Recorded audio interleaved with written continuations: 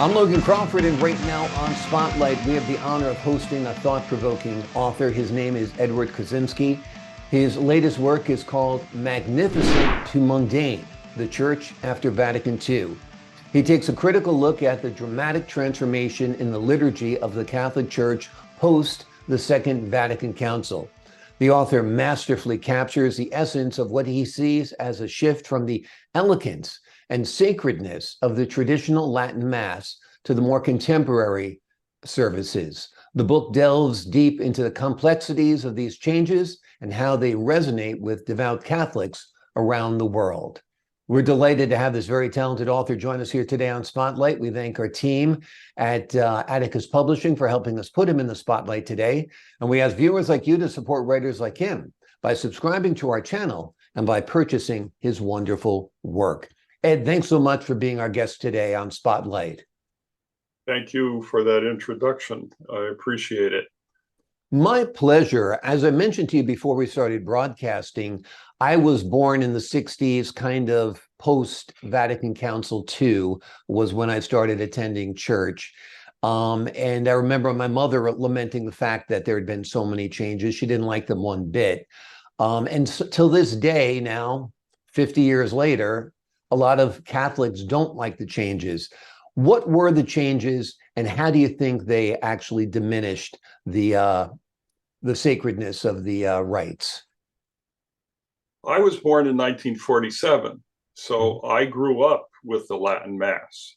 Yeah. And I grew up in probably a very conservative parish. But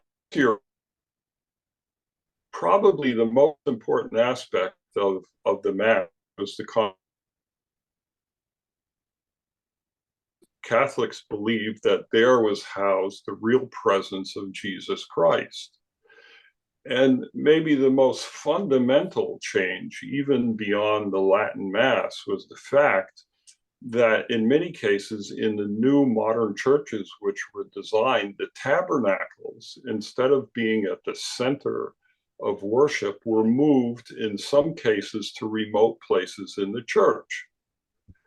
And even though I wouldn't say it was designed to dissuade Catholics from believing that the real presence of Christ was there in the tabernacle, it certainly has had that effect. Because in addition, instead of kneeling and receiving the host on the tongue, the practice of distributing the host on the hands was instituted. And that was actually, even according to Vatican II, only supposed to be used in extreme cases where a priest was not present to distribute communion, or when, say, there was only one priest present and a huge crowd. Then they would ask an extraordinary minister of the Eucharist to help and distribute communion so they could save some time. But it was an exception, not a rule. Yeah.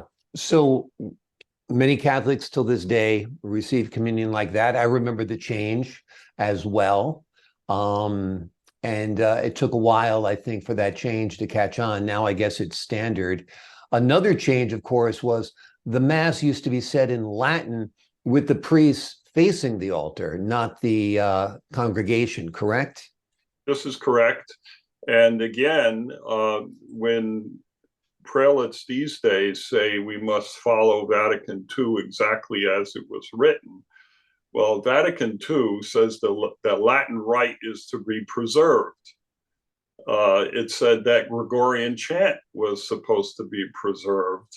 And it says nothing whatsoever about destroying tabernacles and altars, and in place of them, installing tables. Mm-hmm.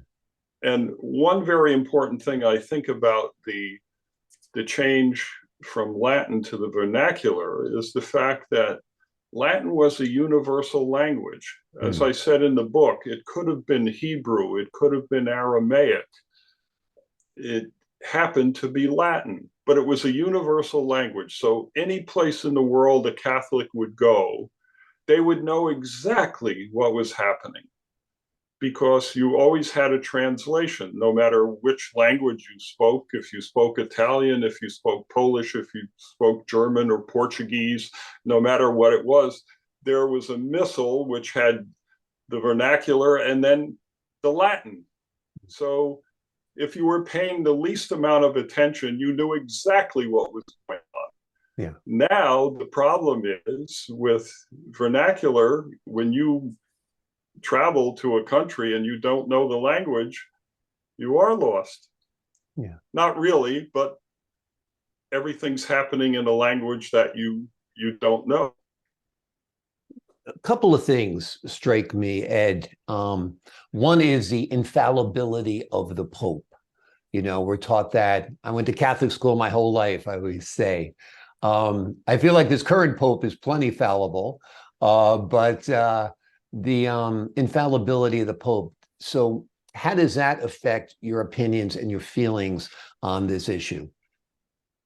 I don't disagree that the Pope has authority, or that he's infallible when he speaks ex cathedral. In other words, when he's making a pronouncement about something which complies with Scripture and the doctrines of Christ and the traditions of the Church, he's probably going to be pronouncing something which Catholics should obey. In fact, they should. The problem here is that the Pope many times speaks his mind about what his opinions are.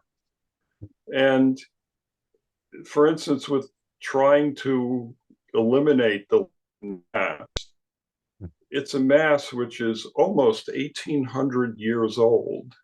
Millions of Catholics, individual lay Catholics, priests, cardinals, bishops, and saints have attended that Mass. So it seems incredible that you would stamp out your tradition and your history, as if to say something which existed before the Vatican II Council. And the fact that these were made in the aftermath of the council and contrary to what the council actually wanted. So it's a matter of interpretation. So we're being told that you can't go to Latin Mass, that it's against the teachings of the Church, where you're saying if you actually look at what the Vatican Council II did, there was still room for Latin Masses. What do you do in your own life, Ed? Do you go to, are you still a Roman Catholic? Have you moved on to a more traditional or original part of Catholicism and go to Latin Mass? Tell me about that. I go to a Latin Mass with my wife now every Sunday. Because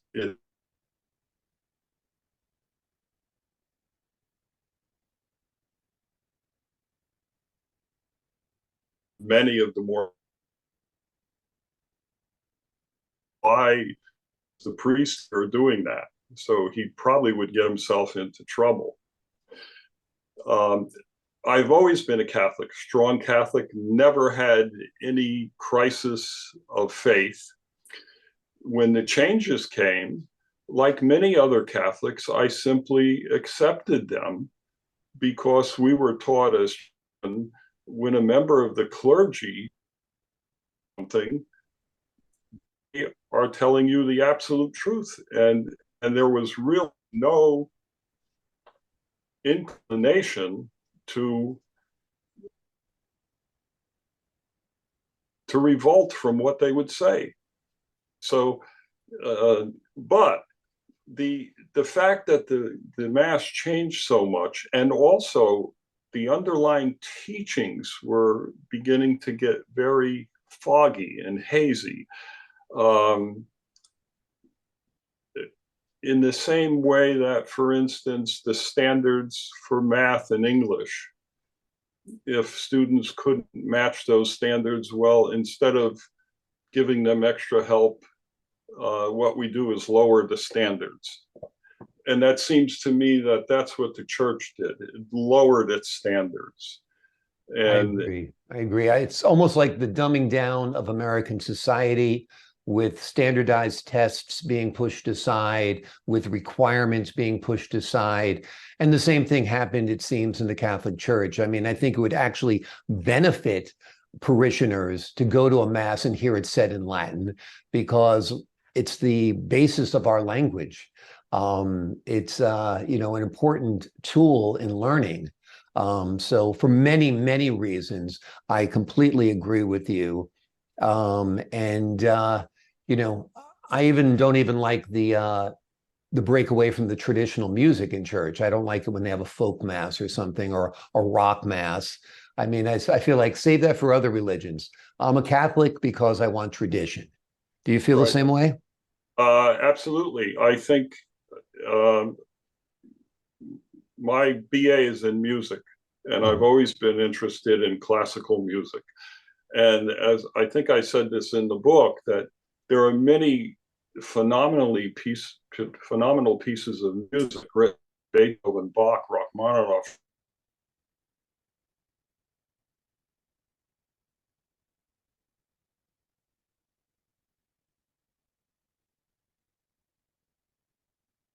towards the liturgical service, in service to God. We're there for one purpose: to acknowledge the fact that God is the creator of the universe. He gave us life, and we're there to worship him with a great deal of sacredness. Nobody would think of, for instance, being invited to a dinner in a first-class restaurant for some very important event and show up in flip-flop shorts and a dirty t-shirt. But many people show up to Mass that way. Not at the traditional Latin Mass, but certainly at the Novus Ordo Mass. I'm not trying to be critical. I'm just saying, when you observe that kind of a thing, you think to yourself, there's something out of order. I wouldn't do that. It's out of order. It doesn't belong there. It's fine for the appropriate place, but not at Mass. Agreed. Agreed 100%. It's a magnificent book, and the book is called Magnificent to Mundane: The Church After Vatican II. It's an important read for every Catholic in this world, because you'll take a look at how our religion has changed over the years because of some decisions made during the Vatican Council II that didn't necessarily make our religion any better. And Ed Korczynski is a man who is speaking out and writing about it, and we appreciate his time here today on Spotlight. Ed, thanks so much for being our guest. Thank you very much for having me. I appreciate your time, and to the folks at home, I'm Logan Crawford, thanking you for your time this time. Until next time on Spotlight.